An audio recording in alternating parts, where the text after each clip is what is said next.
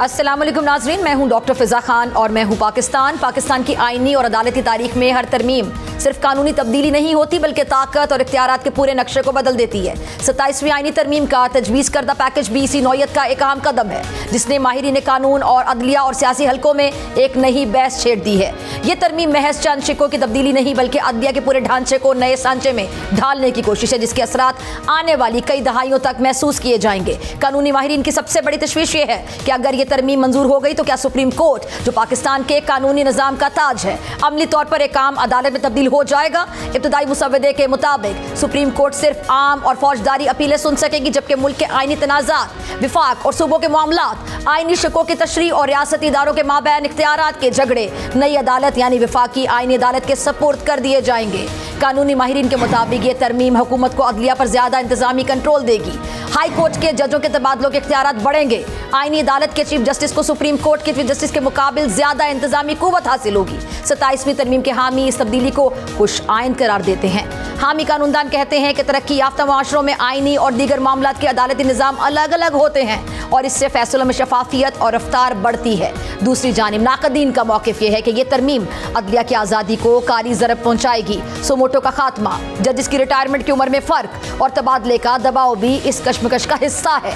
27ویں آئینی ترمیم پاکستان کے عدالتی اور آئینی ڈھانچے میں ایک تاریخ بدلنے کے لیے پیش خیمہ بن سکتی ہے۔ اس پیش خیمہ کے ساتھ ساتھ اس کے اثرات جو ہیں مثبت ہوں گے یا پھر منفی ہوں گے، اس کا انحصار آنے والے وقت پر ہوگا۔ تاہم قانونی برادری میں یہ سوال بہت شدت سے گردش کرتا ہے کہ اب سپریم کورٹ اور اس کے فیصلوں کی بالادستی کا ہوگا کیا؟ حکومت یا پارلیمان کے اقدامات کے خلاف آئینی اپیلیں وفاقی آئینی عدالت میں دائر ہوں گی جہاں ججز کی تقرری اور تبادلوں میں حکومت کا عمل دخل زیادہ ہوگا۔ 27ویں آئینی ترمیم اصلاحات کی روشنی ہے یا پھر اداروں کے درمیان طاقت کے توازن میں ایک نیا اندھیرا ہے؟ اس پہ بات کرنے کے لیے میرے ساتھ معزز مہمان موجود ہیں۔ سابق اٹارنی جنرل ماہر قانون اشتر اوساف صاحب، بہت شکریہ اشتر صاحب آپ کا وقت دینے کے لیے۔ اشتر صاحب، سب سے پہلے میں جاننا چاہوں گی کہ آپ اس ترمیم کو کیسے دیکھتے ہیں اور پہلی بار ایسا ہو رہا ہے اشتر صاحب کہ جی سپریم کورٹ کے ساتھ ساتھ ایک نئی وفاقی آئینی عدالت بنائی جا رہی ہے، تو سر اس سے ایک سوال یہ جو اٹھایا جا رہا ہے جس میں بھی ایک ڈویژن ہے کہ کچھ لوگ اس کو بڑا سپورٹ کر رہے ہیں اور کچھ لوگ اس پر کھل کر تنقید کر رہے ہیں، جس طرح وکلا برادری کی ہم بات کر رہے ہیں جو لوگ قانون کو سمجھتے ہیں، آپ جیسے سینئر ماہر قانون جو ہیں، آپ اس چیز کو کیسے دیکھ رہے ہیں کہ سپریم کورٹ سے اختیارات لینے سے جو اعلیٰ عدلیہ کی طاقت ہے اور اختیار ہے اس پہ کس طرح کا فرق پڑتا ہے آپ دیکھ رہے ہیں؟ آپ نے اپنے انٹرو میں جس کو میں سن رہا تھا بہت ساری باتیں اٹھائیں اور یہ واقعی وہ باتیں ہیں جو کہ ہر جگہ کی جا رہی ہیں، کالم لکھے جا رہے ہیں، ایسیز ہم پڑھ رہے ہیں، او پی ایڈ آ رہا ہے، اس کے اوپر اداریے بھی ہو رہے ہیں، سوشل میڈیا پہ چل رہا ہے، آپ کے ٹیلی ویژن چینلز پہ یہ بات ہو رہی ہے، بار ایسوسیشنز میں بات ہو رہی ہے۔ یہ ایک ہیلدی بات ہے، میں اس کو بہت ہیلدی سمجھتا ہوں، ٹھیک ہے، کیونکہ یہ بحث مباحثہ جو ہے یہ جنم دیتا ہے اس پوائنٹ آف ویو سے جس سے آپ اپنے معاملات کو درستگی کی طرف لے جا سکتے ہیں اگر وہ غلط ہوں، صحیح، اور اگر وہ صحیح ہیں تو آپ کو تقویت مل جاتی ہے۔ اب بہت لمبی بحث ہو سکتی ہے ہماری اس کے اوپر، بحث کیا اس کے اوپر تو ہم کئی دن لگا سکتے ہیں بات کرنے میں، لیکن ایک ایک کر کے ہم اس کو لے کے چلتے ہیں۔ پہلی بات یاد رکھیے، ہمارا جو آئین ہے وہ آئین ریجڈ نہیں ہے، اس کے اندر ترمیم لانے کا طریقہ واضح ہے اور طریقہ یہ ہے کہ 2/3 اکثریت کے ذریعے، چاہے وہ حکومتی ارکان ہی صرف ہوں، چاہے وہ حکومتی ارکان اور ان کے حامی ہوں، چاہے حکومتی ارکان ان کے حامی اور اپوزیشن مل کے یہ کریں، تو آئین میں تبدیلی کو لانا کوئی انہونی بات نہیں ہے۔ جب یہ آئین تشکیل دیا گیا 1973 میں، اس کے قریب 25 ماہ میں ہی بہت ساری ترامیم آ گئیں، کم و بیش 14 یا 15 جہاں تک مجھے یاد پڑتا ہے، شاید میں زیادہ نہ کہہ رہا ہوں، لیکن ترامیم آئیں، اور ترامیم لانے کا مقصد کیا ہوتا ہے؟ To learn from the mistakes of the past یا to cater for the future, کیونکہ وقت کے بدلنے کے ساتھ ساتھ تقاضے اس کے بدل جاتے ہیں، اور اسی لیے اس کو آپ نے ایک آسان اور سہل طریقے سے چینج کرنے کا اس کے اندر اندیا دے دیا ہے ٹھیک ہے، آئین کے اندر 239 اسی میں لکھا ہے کہ آئین جو ہے اس کی اگر ترمیم کو کی جائے گی تو اس کو کسی عدالت میں چیلنج نہیں کیا جائے گا۔ اس کے پیچھے ایک وجہ ہے، اس کی وجہ یہ ہے کہ عدالت جو ہے وہ آئین کے تحت ہے، آئین سے ماورا نہیں ہے کوئی چیز، صحیح، اور اس کے اندر جو ترامیم کی جائیں گی آئین کی اس کے متعلق بھی انہوں نے اوتھ لیا ہوا ہے that they will uphold بھی کریں گے، صحیح، اور اس کو فالو بھی کریں گے اور امپلیمنٹ بھی کروائیں گے۔ تو یہ کہنا کہ عدالت کے اندر اس کو چیلنج کیا جائے اور وہ چیلنج سکسیسفل ہو جائے ایک مشکل سی بات ہے۔ چلیے اب ایک پہلو یہ ہو گیا، دوسرا پہلو یہ ہے کہ کیا ہمارے آئین میں عدالت کے اندر یا عدالتی نظام کے اندر کبھی کوئی تبدیلی نہیں آئی؟ بالکل تبدیلی آئی، اور کیا فیڈرل کورٹ جو ہے اس کے بعد جب یہ 73 میں یہ آ گیا سارا معاملہ، 62 میں بھی فیڈرل کورٹ کو سپریم کورٹ بنا دیا گیا اور یہ سارے سلسلے چلے، تو کیا فیڈرل شریعت کورٹ نہیں آئی اور اس کو پارلیمنٹ نے اس کو توثیق کی اس کی؟ فیڈرل شریعت کورٹ بھی ایک فیڈرل کورٹ بنا جس کے اندر یہ ساری باتیں جو کہ شریعہ سے متعلقہ ہیں وہ چلی گئیں۔ یہ سارے معاملات جو ہیں وہ سپریم کورٹ سے لے لیے گئے کہ آئین کی شریعت کی کسوٹی کے اوپر پرکھ جو ہے اس کے لیے اس عدالت کو تشکیل دے دیا گیا۔ دوسرا، شریعت ایپلیٹ بینچ بنا دیا گیا، bench with in the supreme court, جس میں سپریم کورٹ کے ججز کے علاوہ بھی اور لوگ تھے، علماء تھے۔ صحیح، تو یہ انہونی باتیں نہیں ہیں، ٹھیک ہے، یہ ہو چکی ہیں اور ان کو قانون کی اور آئین کی کسوٹی پہ پرکھا جا چکا ہے۔ لیکن اچھا اشرف صاحب ایک چیز یہ کہ بہت سے لوگ اس پہ تنقید کر رہے ہیں، چلے اپوزیشن والے تو تنقید کر رہے ہیں، لیکن قانون کی سمجھ بوجھ رکھنے والے کچھ سینئر لوگ بھی اس بارے میں بات کر رہے ہیں اور آپ کی نظروں سے بھی گزری ہوگی ان کی رائے، اور سب کو اپنی رائے دینے میں آزادی ہے۔ وہ کہتے ہیں کہ جی عدلیہ کو کنٹرول کیا جا رہا ہے، اس کے مطابق عدلیہ کو کنٹرول کرنے کے مترادف ہے یہ قدم۔ ٹھیک ہو گیا، اب عدلیہ کو کنٹرول کرنے کی بات ہی کو لے لیتے ہیں۔ جی، عدلیہ ہے کیا؟ عدلیہ کا جو میجر پورشن ہے وہ ہے ڈسٹرکٹ ججز اور ان کے ماتحت، ہے نا؟ بالکل، سب کے کیسز انہی کے پاس جاتے ہیں، اور وہ سارے کیسز جو ہیں اس میں حق شفا کا ہے، اسپیسیفک پرفارمنس کا ہے، کانٹریکٹس کے معاملات ہیں، لین دین کے معاملات ہیں، زمین کی پارٹیشن کے معاملات ہیں، یہ سارے معاملات ہیں نا، اور یہی معاملات ہیں جو کہ ہر شہری کی زندگی میں کہیں نہ کہیں سکسیشن سرٹیفکیٹ لینا ہے، ایل ڈی اے یا ایم ڈی اے یا کے ڈی اے کے خلاف آپ نے کیس کرنا ہے کہ جی وہ تجاوز کر رہے ہیں، سو یہ سارے کے سارے معاملات وہاں جاتے ہیں۔ ان کے اوپر پھر آپ کے ہائی کورٹ آ گیا اور ہائی کورٹ کے اوپر آ گیا Supreme Court, so bulk of litigation وہاں ہے، اور وہیں پہ تو انصاف نہیں مل رہا کیونکہ وہاں تساہل ہے، وہاں پہ اتنے بڑے ہرڈلز ہیں کہ 26 سال گزر جاتے ہیں۔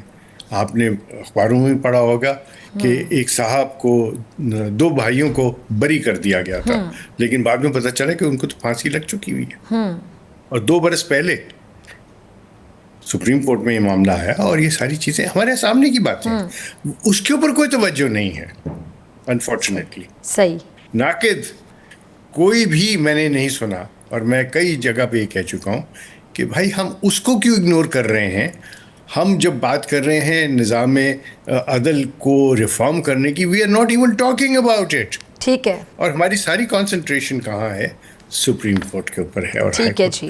مجھے بتائیے کہ یہاں سے معاملہ جب جاتا ہے ہائی کورٹ میں اور ہائی کورٹ سے جاتا ہے سپریم کورٹ میں، تو وہاں پہ کیا یہ سارے کیسز جو ہیں جب اتنے سارے پیچھے ہوں تو یہ باٹل نیکس نہیں آ گئی؟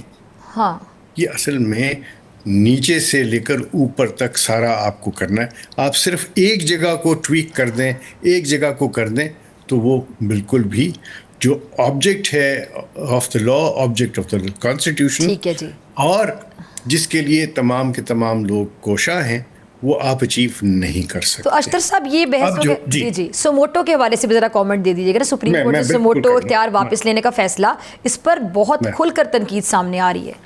جی بالکل. دیکھیے میں اپنی بات کو تھوڑا سا آگے لے کے جاؤں گا, اور آپ کی بات کے پلیز ہمیں اس کے اوپر توجہ دینے کی ضرورت ہے, اسٹرکچرل چینجز لانے کی ضرورت ہے. اس میں آپ ٹیئرز کو کم کریں, لٹیگیشن کو جو ہے اس کو اسٹریم لائن کریں. ہمارے ہاں تو بیل کے اوپر ججمنٹس لکھی جاتی ہیں 10-10, 12-12 صفحے کی, حالانکہ بیل ہر ایک کا بنیادی حق ہے. ایکسیپشنز کے اوپر آپ ججمنٹ دیجئے. یہ تو میں نے آپ کو چھوٹی سی ایک بات کر دی کہ اس پہ توجہ کرنے کی بات ہے. ٹھیک ہے. نمبر 3 آپ کا سوال جی, سو موٹو آئین کی کتاب اٹھا کے دیکھ لیجئے, کہیں سو موٹو کا لفظ لکھا ہوا ہے؟ نہیں ہے. کہیں اختیار لکھا ہوا نہیں ہے. کہیں جورسڈکشن ہے؟ نہیں ہے. یہ اختراع تھی.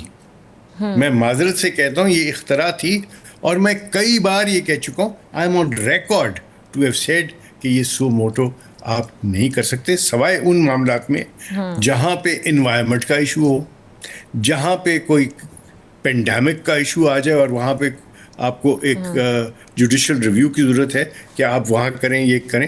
کوئی اس طرح کی سچویشن آ جائے جہاں پہ ایک large segment of the society کو آپ ایلینیٹ کر دیتے ہیں, آپ ان کے خلاف ڈسکریمنیٹ کر رہے ہیں. یہ اور سو موٹو کا اختیار اصل میں ججز کا اپنا بنایا ہوا ایک قانون تھا. ٹھیک ہے. 26ویں ترمیم میں آپ نے اس کو ڈائلیوٹ کیا اور اب اثر یعنی کلیریفائی کر دیا کہ یہ اختیار ہے نہیں. تو آپ نے کوئی اختیار ختم نہیں کیا, ایک اختیار جس کو آپ نے اسیوم کر لیا تھا, یہ کہا کہ اختیار کبھی تھا ہی نہیں. اچھا, اب سپریم کورٹ نے کہا کہ یہ ہائی کورٹ کو کوئی اختیار نہیں ہے سو موٹو کا. بھائی are the children of a lesser god, ان کو کیوں نہیں اختیار؟ آپ 184 میں کس طریقے سے یہ آپ نے آئین میں کہاں پڑھ لیا کہ یہ آپ کے پاس اختیار ہے؟ It had to be on the petition of a person. صحیح. اب وہ کہتے ہیں کہ جی چونکہ فنڈامنٹل رائٹس کی جہاں وائلیشن ہم دیکھیں گے تو ہم دیکھیں گے لارج سیگمنٹ بھی اس کے اندر آ جائے گا. انفورسمنٹ آف فنڈامنٹل رائٹس تو ہائی کورٹس کا کام ہے. انفورسمنٹ آف فنڈامنٹل رائٹس جو ہے وہ تو محتسب کا کام ہے.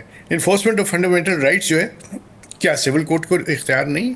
بالکل ہے. جب آپ جاتے ہیں اور کہتے ہیں ڈسکریمنیشن ہو رہی ہے تو کیا سول کورٹ اس پہ ڈگری نہیں دے سکتی؟ ان پہ آپ توجہ نہیں دیتے کیونکہ وہاں پہ عام آدمی ہے. یہ خواص کے لیے یہ کورٹس بنی ہوئی ہیں جس کے اندر یہ ساری چیزیں ہو رہی ہیں. بٹ اب جو ناقدین ہے, اور میں ان ناقدین میں شامل ہوں جو کہہ رہے ہیں کہ یہ غلط ہو رہا ہے, صحیح کیسے کر سکتے ہیں آپ اس کو؟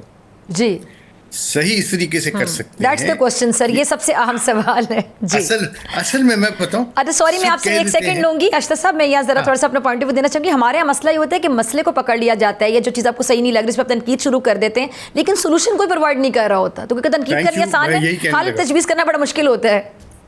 جی میں یہی کہنے لگا تھا کہ ہر کوئی کیڑے ضرور نکال سکتا ہے. اب نکالیے, آپ کو کوئی چیلنج کرنے والا نہیں ہے کیونکہ ہر نظام جو ہے پرفیکٹ نہیں ہو سکتا. بٹ اس کو آپ ایک سہل, ورکبل, پریکٹیکل کیسے بنائیں گے؟ میرے پاس ایک تجویز ہے. اس تجویز کو میں شیئر بھی کر چکا ہوا ہوں, لیکن اور کئی برس سے کر رہا ہوں, لیکن میری بات جو ہے وہ شاید اس قابل نہیں ہے کہ وہ اس کی پذیرائی کی جائے. میں شکایت نہیں کر رہا, میں اپنی کم مائگی کے اعتراف کر رہا ہوں, لیکن میرے پاس کیا حل ہے؟ میرے پاس حل یہ ہے کہ آپ کے پاس فیڈرل قوانین ہے نا, آپ کے پاس پروونشل قوانین ہیں.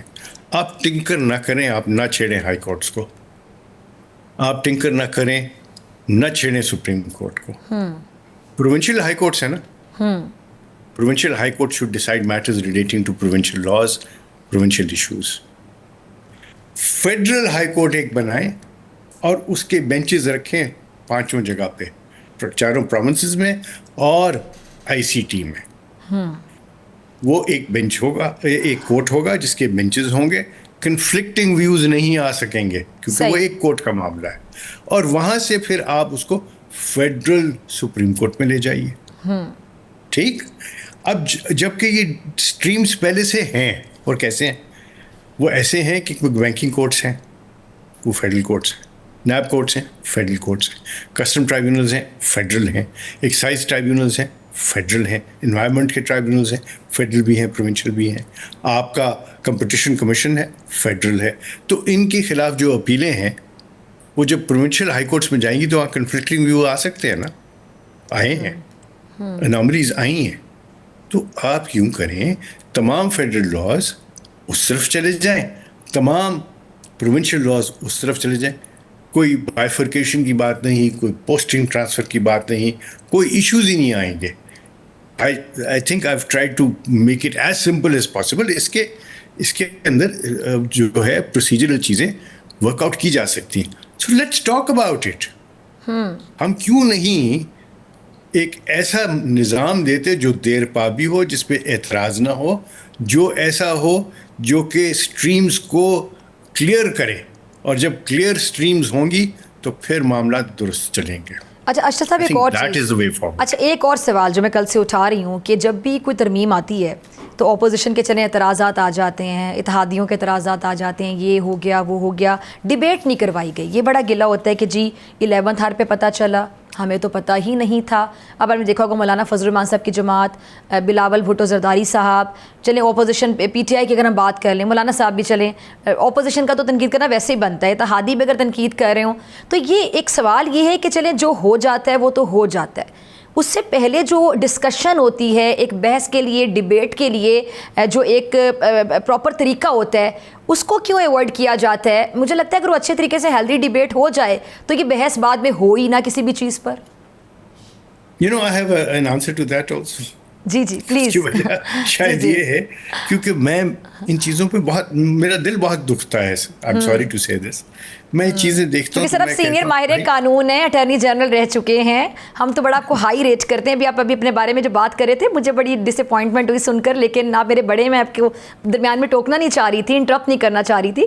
تو آئی بلیو کہ قانون کے حوالے سے you have answer to every question. No. I may attempt to find solutions.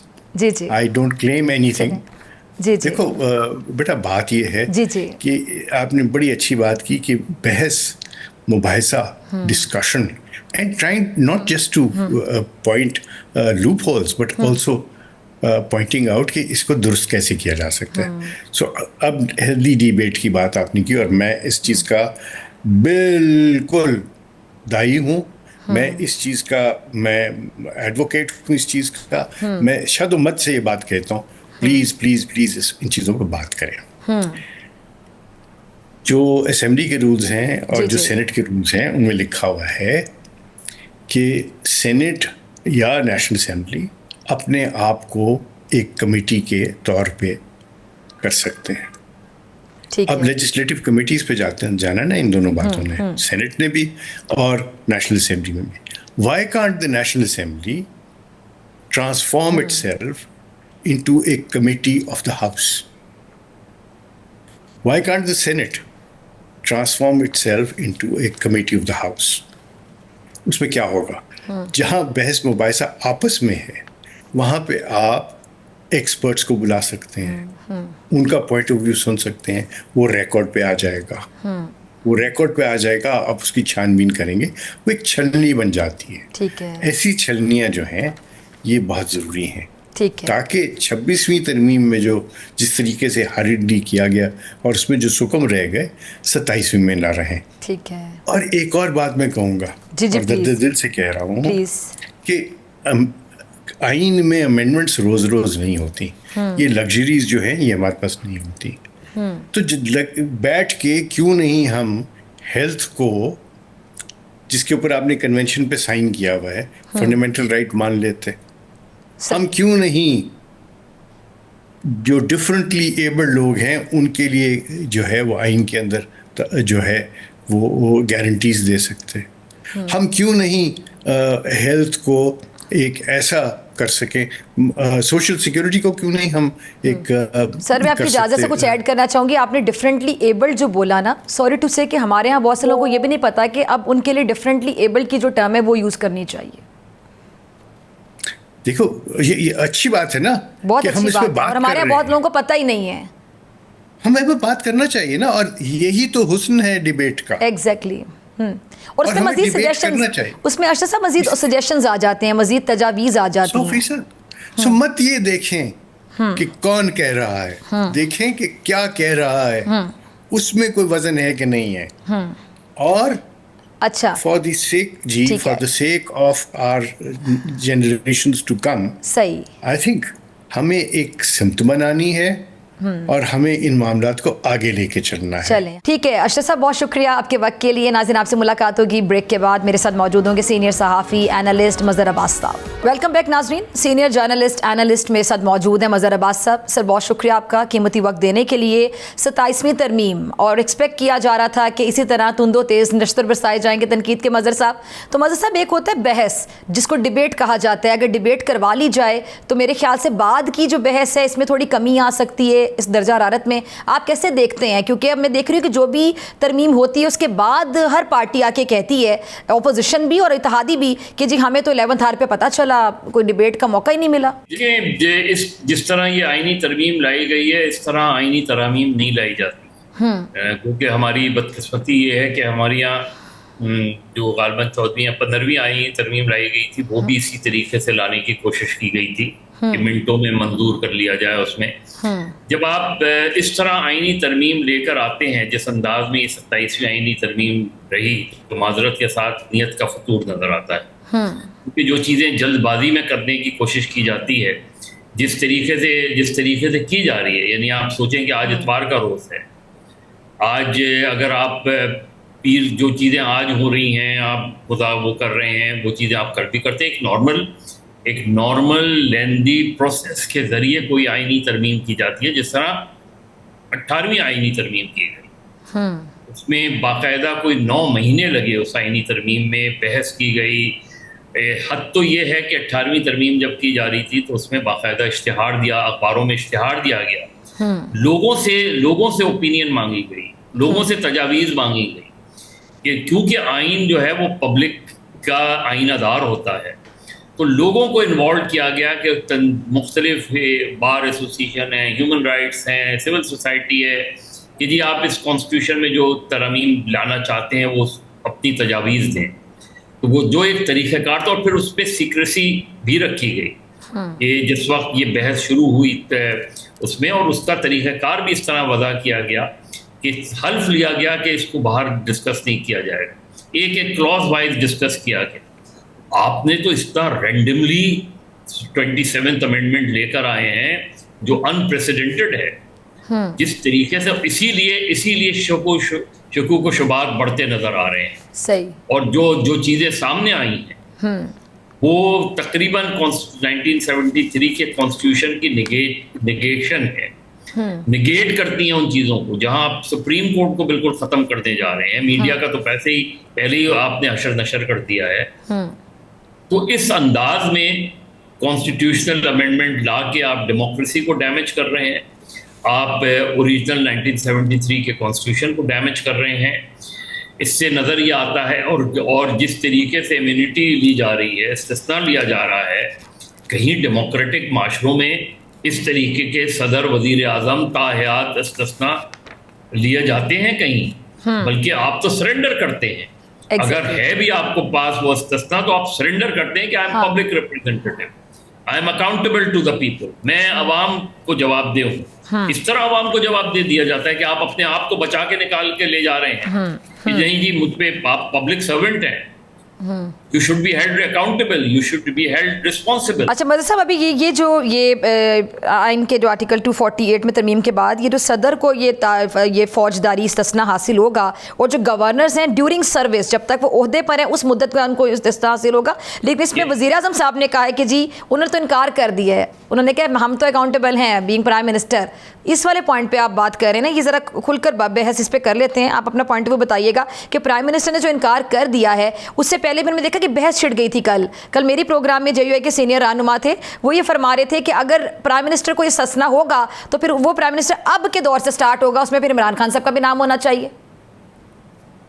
جب آپ کانسٹیٹیوشن امینڈمنٹ آپ کبھی سے بھی اپلیکیبل کر لیں، یہ تو آپ کی اصل چیز یہ کہ جس انداز میں چیزیں لائی گئی ہیں، اچھی بات ہے کہ وزیر اعظم نے یہ کہا کہ مجھے استثناء نہیں چاہیے، بہت اچھی بات ہے، بڑا اچھا ایک تاثر گیا ان کیسے کہنے سے. جی ہاں، لیکن چیز یہ کہ governor chief minister even president کو کیوں ہو، یہ بتائیں نا پریزیڈنٹ کو کیوں، اس کی لاجک بتائیں نا کہ پریزیڈنٹ کو کیوں ہو استثناء. مطلب ہو سکتا ہے وہ بھی کہتے ہیں پرائم منسٹر کی طرح کہ ہم بھی انکار کرتے ہیں. کہیں آپ دیکھیں نا، ہم تو عجیب و غریب روایات، کہیں یہ ہوتا ہے کہ پریزیڈنٹ آف پاکستان اور گورنر جب آپ بن جاتے ہیں اس کے بعد آپ اپنی سیاسی وابستگی کو ختم کر لیتے ہیں. یعنی آپ اگر سب سے پہلے آپ اپنی سیاسی جماعت سے استعفیٰ دیتے ہیں جب آپ چیف منسٹر یا گورنر بنائے جاتے ہیں. یہاں بالکل ایک الٹی چیز ہو رہی ہے. اب تو پچھلے دنوں صدر آصف علی زرداری جو ہے پیپلز پارٹی کی مرکزی مجلس عاملہ کے اجلاس میں بیٹھے ہوئے تھے. اسی طرح گورنر جو ہیں وہ سیاسی میٹنگز کر رہے ہیں اپنی جماعتوں کی. اس کے اندر گورنر سندھ کو دیکھ لیں آپ، باقی گورنرز کو دیکھ لیں آپ، اس میں آپ نے وہ جو ایک کانسٹیٹیوشن کی ایک اسپرٹ تھی اس کے خلاف ہے یہ ساری چیزیں. ایگزیکٹلی. پہلی چیز یہ کہ جو جس انداز میں ترمیم لائی گئی اور جس جلد بازی سے اس ترمیم کو منظور کرانے کے لیے دن رات ایک کیا جا رہا ہے، اس سے شکوک و شبہات کا جنم دینا بہت جینوئن ہے، بہت نیچرل ہے، قدرتی ہے کہ دال میں کچھ کالا ہے. اچھا سر ایک اور پوائنٹ ذرا میں آپ کی موجودگی کا فائدہ اٹھاتے ہوئے ذرا یہ جاننا چاہوں گی، تو صدر مملکت ہائی کورٹ کے کسی بھی جج کو جوڈیشل کمیشن کی سفارش پہ ٹرانسفر کرنے کے مجاز ہوں گے، تو ان تبادلوں کا اگر ہم مقصد کی بات کی جائے، یہ جو ججز کی گروپ بندی ہے، اس گروپ بندی سے مسائل کو ہائی لائٹ کیا گیا کہ ختم کی جائے. پھر اس سے ریلیٹڈ ایک اور چیز یہ کہ اگر کوئی سپریم کورٹ یا ہائی کورٹ کا جج وفاقی آئینی عدالت میں جانے سے انکار کرے گا اسے ریٹائرڈ سمجھا جائے گا. سر عام الفاظ میں کیا اس سے ججز پر فیصلوں پر دباؤ نہیں بڑھے گا اور یہ کوئی زبردستی نہیں کہلوائے گی؟ دیکھیے کرپل کر دی ہے بیسیکلی جوڈیشری کو، اس آئینی ترمیم نے کرپل کر دیا ہے. یعنی آپ یہ اپنا اعظم نذیر تارڑ صاحب بڑی مثال دے رہے تھے میثاق جمہوریت کی اور آئینی عدالت کی. تو میثاق جمہوریت میں تو ایگزیکٹو اور جوڈیشری کی سپریشن کی بات کی گئی ہے. 1973 کے کانسٹیٹیوشن میں یہ لکھا ہوا ہے کہ 20 سال کے اندر جو ہے وہ جوڈیشری اور ایگزیکٹو الگ الگ ہو جائیں گے. آج اس آئین کو بنے ہوئے 50 سال سے زیادہ عرصہ ہو گیا ہے، اور 18ویں ترمیم میں اس چیز کا اعادہ کیا گیا کہ جوڈیشری کا بالکل عمل دخل جو ہے ایگزیکٹو کا بالکل عمل دخل جوڈیشری سے ختم کر دیا جائے گا. اس ترمیم کے ذریعے آپ ایگزیکٹو کو مضبوط کر رہے ہیں، آپ جوڈیشری کو کمزور کر رہے ہیں. اس میں میرے خیال میں یہ آئینی ترمیم 1973 کانسٹیٹیوشن کی نگیشن ہے. یہ جو بعض میں تقاریر ابھی سن رہا تھا اور ٹکٹ دیکھ رہا تھا، مجھے حیرانگی ہے وہ لوگ جنہوں نے ایک بڑی طویل جدوجہد جیلوں میں گزاری ہے وہ آج یہ باتیں کر رہے ہیں. حیران کن چیزیں ہیں اس ملک میں، حیران کن چیزیں ہو رہی ہیں. اور اس طریقے سے آپ ڈیموکریسی کو ڈیمیج کر رہے ہیں. جو ایک چیز یہ سب بھول جاتے ہیں جی، اور جو ہم نے اس وقت بھی بات کی تھی جب انسداد دہشت گردی ایکٹ لایا گیا اور نواز شریف صاحب کے پیریڈ میں غالباً 97 میں لایا گیا، اور 99 میں جب نواز شریف صاحب کی حکومت ختم کی گئی تو وہی ایکٹ نواز شریف صاحب پہ اپلائی کیا گیا. آج یہ جو ترامیم لے کر آ رہے ہیں، اس چیز کا یقین کر لیں کہ کل یہ انہی کے گلے کا پھندا بنے گا. یہ جس انداز میں چیزیں کی جا رہی ہیں اس انداز میں 73 کے کانسٹیٹیوشن کو دفن کیا جا رہا ہے.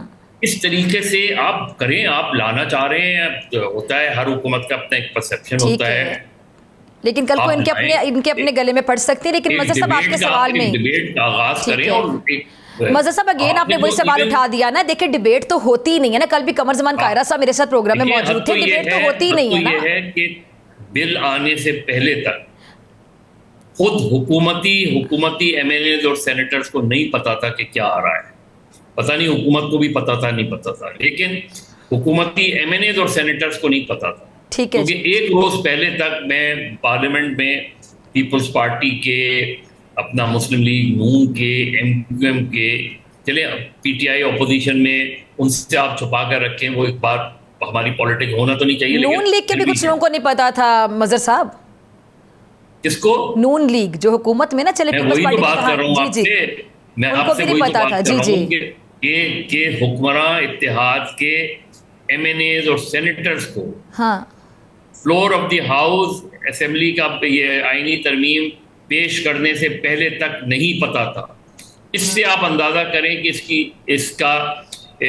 इसके मकासद क्या हो सकते हैं। अच्छा सर, कल कमर ज़मान कायरा साहब, असलम गौरी साहब मेरे साथ प्रोग्राम में मौजूद थे। असलम गौरी साहब ने ऑन रिकॉर्ड ऑन एयर ये बात बोली, उन्होंने कहा है कि जी रिवर्स हो जाएगी ये। मैंने कहा आर यू श्योर? कहते मुझे पूरा यकीन है कि रिवर्स हो जाएगी ये। नहीं, आप देख लें। अब ये मैं तो सिर्फ यही बात कह सकता हूँ कि आपने इस आईनी तरमीम को लाके इसके जो खदोखाल हैं उससे डेमोक्रेसी को आप मजबूत नहीं कर रहे, अपने आप को मजबूत कर रहे हैं, शायद मजबूत करने की कोशिश कर रहे हैं, हालांकि वो भी इनकी गलत फहमी है। ठीक है जी। बाकी इस आईनी तरमीम से ना जमहूरियत मजबूत होगी, ना अदलिया मजबूत होगी, मीडिया तो वैसे ही खत्म हो गया है। ठीक है, आपके मुताबिक जमहूरियत को फायदा नहीं होगा, लेकिन शख्सियात के फायदे और नुकसान को सामने रखते हुए ये तरमीम की गई।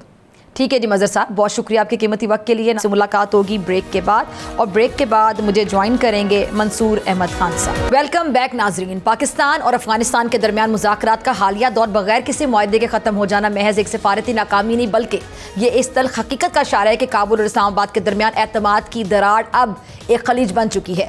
इस्तांबुल में होने वाले मुज़ाकरात 2 दिन तक जारी रहे, लेकिन बातचीत के इख्तिताम पर सवाए सर्द बयानात के कुछ हासिल नहीं हुआ। वज़ीर दिफा ख्वाजा आसिफ का कहना कि मुज़ाकरात ख़त्म हो चुके हैं और अब गैर मुअय्यना मुद्दत के मरहले में दाखिल हो गए हैं, दरअसल इस तातुल की संगीनी का खुला इजहार है।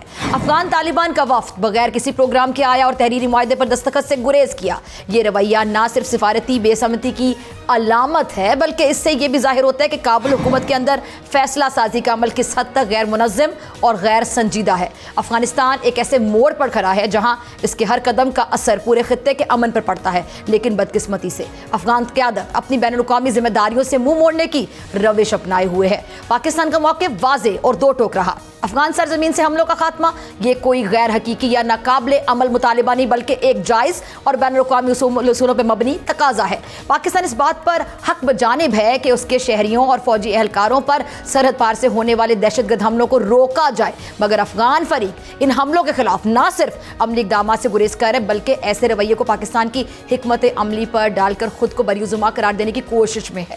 इस्तांबुल मुज़ाकरात का जो बंद गली में पहुंच जाना दरअसल अफगान तालिबान के इस तज़ाद को नुमाया करता है कि वो एक तरफ इलाक़े अमन की बात करते हैं और दूसरी जानिब अपनी सरजमीन को दहशत गर्दों के लिए पनाह गाह बनाए हुए हैं।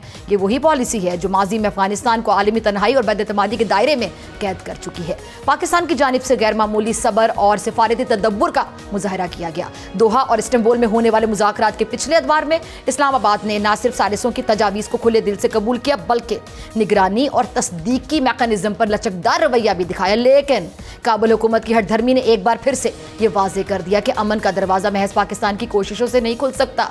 यह हकीकत भी काबिल गौर है यहाँ पे कि अफगानिस्तान के वफ़द ने पाकिस्तान के मुतालिबात को गैर हकीकी और जारहाना करार दिया। और सवाल ये भी है कि अगर सरहद पार से दहशतगर्दी को रोकने का मुतालिबा जारहाना है, फिर अमन का मतलब क्या होता है? तालिबान हुकूमत की जानिब से इस किस्म के बयानात न सिर्फ मज़हक़ाखेज़ हैं, बल्कि उनकी नीयत और अज़म पर भी सवालात हैं। पाकिस्तानी वज़ीर दिफा का कहना है कि जंग बंदी बरकरार है, लेकिन किसी खिलाफ वर्जी की सूरत में भरपूर जवाब दिया जाएगा। एक वाज़ेह इंतबाह है कि इस्लामाबाद अब मज़ीद बर्दाश्त के मूड में नहीं है। माजी में पाकिस्तान ने कई बार अफगान हुकूमत को सहूलत दी, हत्ता कि तिजारत, इंसानी इमदाद और सिफारती सतह पर नरम रवैया भी अपनाया, लेकिन इस नरमी का जवाब बेएतबारी और इल्ज़ाम तराशी से दिया गया।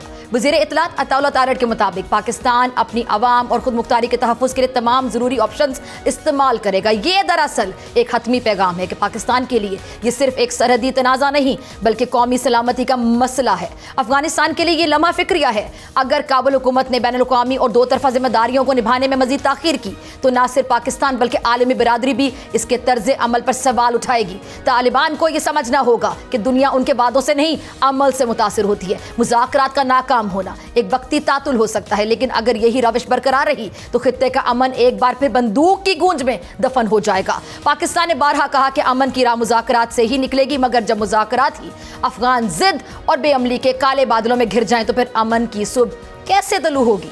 अब ये अफगान की आदत पर है कि वो तारीख के किस तरफ खड़ी होना पसंद करेगी, अमन के साथ या फिर अफरा तफरी के साथ, क्योंकि पाकिस्तान ने अपना मौक़िफ़ वाज़े कर दिया। अमन चाहते हैं लेकिन खुददारी की कीमत पर नहीं। अब देखना होगा कि मुज़ाकरात क्यों रुके, एतमाद की जो डोर है वो कहाँ पे कमज़ोर हुई, किन फैसलों ने माहौल को मज़ीद कशीदा किया। मगर सबसे अहम सवाल यहाँ पर यह बनता है कि जमूद के बाद अब होगा क्या मुज़ाकरात दोबारा शुरू हो सकते हैं? इसके चांसेस हैं। और आज के प्रोग्राम में हम मुस्तक़बिल के मुमकिन ऑप्शंस का विजन तो लेंगे, समझने की कोशिश भी करेंगे कि पाकिस्तान और अफगानिस्तान का जो अगला कदम है खित्ते के मुस्तक़बिल को किस समत में बदल सकता है, और अब इन जो रास्ते हैं किन रास्तों से गुजरना हमें पड़ेगा, हमारे पास क्या ऑप्शंस होंगे। मेरे साथ मौजूद है मंसूर अहमद साहब, किसी तारुफ के मोहताज नहीं। सर बहुत शुक्रिया आपके कीमती वक्त के लिए। सर मैं सबसे पहले ये जानना चाहूँगी कि ख्वाजा आसिफ साहब की स्टेटमेंट है कि जी पाक अफगान जो मुज़ाकरात हैं ख़त्म हो चुके हैं और मुज़ाकरात के अगले दौर का अब फ़िलहाल कोई चांस कोई प्रोग्राम नहीं है। खाली हाथ हमारा वापस आना मुज़ाकरात के टेबल से, जिसकी किसी हद तक एक्सपेक्टेशंस भी थी क्योंकि एतमाद का भी फुकदान था और समझ भी नहीं आ रही थी कि आखिर होगा क्या। तो आपको लगता है कि अब एक नाउमीदी वाले फेज़ में हम दाखिल हो चुके हैं, या अभी भी हमें पुरुम्मीद रहना चाहिए कि हमारे पास कोई रास्ता है, पाकिस्तान आगे भी कोई ऑप्शन इस्तेमाल कर सकता है? क्योंकि जंग बंदी तो फिर अगर हम बात करें वक्त के किसी भी मोड़ पर जाके मंसूर साहब टूट सकती है। जी बिल्कुल, ये बदकिस्मती से जो मुज़ाकरात का जो राउंड हुआ, तीसरा राउंड जो तुर्की के शहर इस्तांबुल में, वो कामयाब नहीं हो सका। उम्मीद तो ये की जा रही थी कि दोनों साइड्स किसी न किसी अंडरस्टैंडिंग पर पहुंच जाएंगी। एक ड्राफ्ट कंसिडर हो रहा था, उसमें कुछ इख्तलाफात तो ज़रूर थे, लेकिन उम्मीद ये की जा रही थी कि दोनों साइड्स जो हैं कुछ ना कुछ गिव एंड टेक करके कोई ऐसे मॉनिटरिंग मैकेनिज्म पे एग्री कर लेंगी जिसके जरिए के इस क्रॉस बॉर्डर टेररिज्म के मसले का हल निकाला जा सके। अब चूंकि दोनों साइड्स की तरफ से, अफगान साइड की तरफ से भी इसी किस्म की स्टेटमेंट्स आई हैं, हमारे भी वजीर दिफा ने और उससे पहले हमारे वजीर इत्तलात ने भी कल एक ट्वीट किया था, तो जिससे ये तो अब साफ जाहिर हो गया कि जो कम्युनिकेशंस में ब्रेक आ गया है, नेगोशिएशंस इस वक्त जारी नहीं हैं। और मेरा ख्याल तो अपना ये है कि दोनों साइड्स को एक दफ़ा फिर कोशिश करनी चाहिए एम्बेसीज के थ्रू, जो हमारी एम्बेसी काबुल में है मौजूद वहाँ पे, या दीगर जो चैनल्स हैं हमारे, उनके तहत कि किसी तरह से एक दफ़ा फिर बातचीत हो सके और बातचीत के जरिए दोनों ममालिक एक मॉनिटरिंग मैकेनिज्म पे एग्री करें। क्योंकि ये टेररिज्म का इशू पाकिस्तान के लिए बहुत बड़ा प्रॉब्लम है। पाकिस्तान में मुस्तकिल खैबर पख्तूनख्वा में या बलूचिस्तान में टेररिज्म के अटैक्स जारी हैं और इनके ऊपर काबू पाने के लिए ज़रूरी होगा कि अफगान सॉइल से किसी किस्म की के भी टेररिस्ट एलिमेंट्स अगर दाखिल होते हैं तो उनके दाखिले को रोका जा सके। और वो दोनों ममालिक के जो सिक्योरिटी के इदारे हैं वो किसी न किसी मैकेनिज्म के जरिए, किसी न किसी मॉनिटरिंग मैकेनिज्म के जरिए ही इस मसले का हल निकाल सकते हैं। तो मेरे ख्याल में कोशिश एक दफ़ा और करनी चाहिए। मैं चूँकि सफारत में वहाँ रहा हूँ बहुत अरसा और सफ़ीर भी रहा हूँ, मेरे ख्याल में गुंजाइश होती है कोई ना कोई कोशिश करनी चाहिए, क्योंकि अगर कोई दोनों ममालिक इस मसले का हल नहीं निकाल सकेंगे तो फिर बहुत बड़ा तातुल पैदा हो जाएगा और जो दूसरा रास्ता है वो अमन का रास्ता नहीं होता, उसमें फिर दोनों ममालिक के ताल्लुकात ऑलरेडी काफी हद तक खराब हो चुके हैं, मजीद खराब होंगे। तो मेरा ख्याल है कि अभी भी दोनों साइड से, और आई एम श्योर कि कोशिशें हो रही होंगी, तो मेरे ख्याल में अभी भी कोशिश करनी चाहिए कि कोई इस प्रोसेस को रेस्क्यू किया जा सके اس پروسیس کو دوبارہ سے کسی طرح سے بیٹھ کے ٹیبل پہ لانے کی کوشش کی جائے. ٹھیک ہے. اچھا, دوبارہ بیٹھ کے ٹیبل پر حل نکالنے کی کوشش کی جائے. منصور صاحب, یہ تو بڑا ویلڈ پوائنٹ, اس پہ آگے تک کہ بات کرتے ہیں کہ آگے پھر کیا ہو سکتا ہے, دوبارہ حل کی طرف جایا جا سکتا ہے, دوبارہ مذاکرات ہو سکتے نہیں ہو سکتے. لیکن فی الحال میرا سوال یہ کہ خواجہ آصف صاحب کو میں کوچ کر رہی ہوں کہ انہوں نے یہاں تک کہا ہے کہ جو مذاکرات میں جو افغان وفد تھا وہ ہمارے موقف سے کسی حد تک اگریڈ تھا, متفق تھا, مگر انہوں نے کہا کہ لکھنے پر وہ راضی نہیں تھا, اگریڈ نہیں تھا کہ لکھا جائے. اب اگر بات کی جائے جتنے بھی اس قسم کے بین الاقوامی معاہدے ہوتے ہیں وہ تو یقینی طور پہ تحریری شکل میں ہی ہوتے ہیں. منصور صاحب, تو کیا وجہ تھی, کیا خدشہ تھا کہ وہ اس کو تحریری معاہدے مطلب تحریری شکل میں اس معاہدے کو لکھنے پر, تحریر کرنے پر اس سے گریزاں کیوں تھے, گریز کیوں کر رہے تھے؟ کوئی خدشہ تھا, کوئی ڈاؤٹ تھا, کیا وجہ سمجھ آ رہی ہے؟ دیکھیں, بیسک بنیادی طور پہ جو میرا خیال ہے ایک ڈسٹرسٹ دونوں سائڈز پہ پایا جا رہا ہے. جو ہم ان سے ڈیمانڈ کر رہے ہیں وہ لکھ کے دینے کے لیے تیار نہیں ہیں, انہیں شاید ہمارے متعلق کچھ شکوک ہوں گے. تو میرا خیال ہے کہ یہ جو بیسیکلی ایک ڈسٹرسٹ کا مسئلہ ہے, یہ بات وزیر دفاع صاحب کی ٹھیک ہے کہ جب دونوں حکومتیں جو ہیں آپس میں بیٹھ کے گفتگو کرتی ہیں تو کسی نہ کسی چیز پہ, کسی ایگریمنٹ پہ جب پہنچتی ہیں تو اسے کسی نہ کسی طرح سے رائٹنگ میں بھی لانا ہوتا ہے. اور پاکستان اور افغانستان کے درمیان پہلے بھی میکینزمز ایگری ہو چکے ہیں. ایک میکینزم 2017-18 میں جسے ہم ایپیپس کہتے ہیں, Afghanistan Pakistan action plan for piece and solidarity, وہ بڑی بہت طویل نیگوسیشنز کے بعد ایگری ہوا تھا, سائن ہوا تھا, اور اس میں یہ سارے سیکیورٹی کے میکینزم یا ریفیوجیز سے کس طرح ڈیل کرنا ہے, یا ٹیررزم سے کس طرح ڈیل کرنا ہے, یا اکنامک کوآپریشن کے کیا طریقہ کار ہوں گے دونوں ملکوں میں, عوام کے آنے جانے کا کیا طریقہ کار ہوگا, ویزا مسائل کس طرح ہوں گے.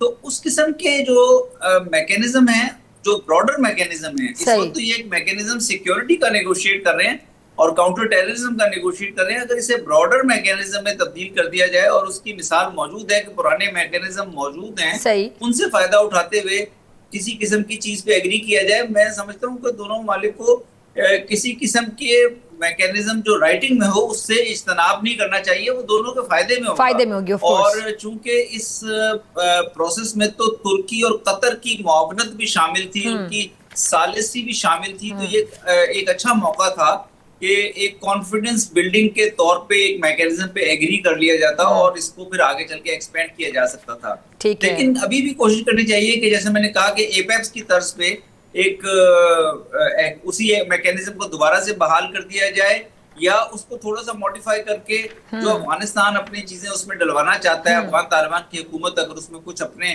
پوائنٹس لانا چاہتی ہے وہ ڈال کے, اور اس ایگریمنٹ اس میکینزم کو بھی بحال کیا جا سکتا ہے. تو میرا خیال ہے پریسیڈنٹس موجود ہیں, لیکن اب دونوں سائڈز میں چونکہ ایک بہت بڑا فقدان پیدا ہو گیا ہے پاکستان اور افغانستان میں, پہ سیکیورٹی کے اداروں اور حکومتی لیول پہ کانفیڈنس کا بہت بڑا فقدان پیدا ہو گیا ہے, اس کو میرا خیال ایڈریس کرنے کی ضرورت ہے. چلیں جی, جیسے کہ آپ نے ٹرکی کا, قطر کا ذکر کیا منصور صاحب, تو ان دونوں ممالک کی معاونت کے باوجود آپ دیکھ لیں کہ انڈین لابی اتنی اسٹرانگ تھی, اتنی مضبوطی, اتنے پنجے گاڑے ہوئے تھے کہ افغانستان نے وہی رویہ اختیار کیا, ان دونوں ممالک کا بھی کوئی لحاظ نہیں کیا, مطلب وہ بھی ان کو قائل کرنے میں ناکام رہے. اس کے ساتھ ساتھ ابھی بھارتی لابی تو ظاہری بات ہے کتنی ایکٹیو ہے اور افغانستان کو کتنا استعمال کرنے کی کوشش کری ہے ہمارے خلاف, یہ بھی سب کے سامنے ہے. لیکن ابھی جو ڈیڈ لاک آ گیا, اور آپ نے اس سوال کے جواب سے پہلے غالباً یہ بات کی کہ اب مذاکرات کے ٹیبل پہ دوبارہ ہمیں آنا چاہیے, تو اب میں وہاں سے جاننا چاہوں گی کہ دوبارہ ہم کیسے مذاکرہ کی طرف آ سکتے ہیں؟ آپ کو لگتا ہے کہ دوبارہ ہم شروع کر سکتے ہیں؟ اور اگر نہیں ہوتا مذاکرات کا سلسلہ شروع, ان دیٹ کیس تو پھر دونوں ممالک کا نقصان ہے اگر دیکھا جائے تو. جب بھی پاکستان اور افغانستان کے تعلقات میں کوئی ٹینشن رہی ہے, کوئی مسائل پیدا ہوئے ہیں, تو اس کا بھارت نے فائدہ اٹھایا ہے. اور جب یو ایس اور نیٹو کی فوجیں 2001 سے لے کر 2021 تک افغانستان میں موجود تھیں, تو اس وقت بھی پاکستان اور افغانستان کی حکومتوں کے درمیان, لیڈرشپ کے درمیان مختلف طرح کی ٹینشنز پائی جاتی تھیں. تو اس وقت افغانستان, انڈیا نے, بھارت نے افغانستان میں جو بارڈر کے ساتھ ساتھ اینٹی پاکستان گروپس تھے, چاہے وہ ٹی ٹی پی تھا یا بی ایل اے تھا, ان میں انویسٹ کیا, اور ان کے ذریعے وہ اس وقت ہی انہی سالوں کے دوران وہ گروپس وہاں پہ اسٹرانگ ہوئے.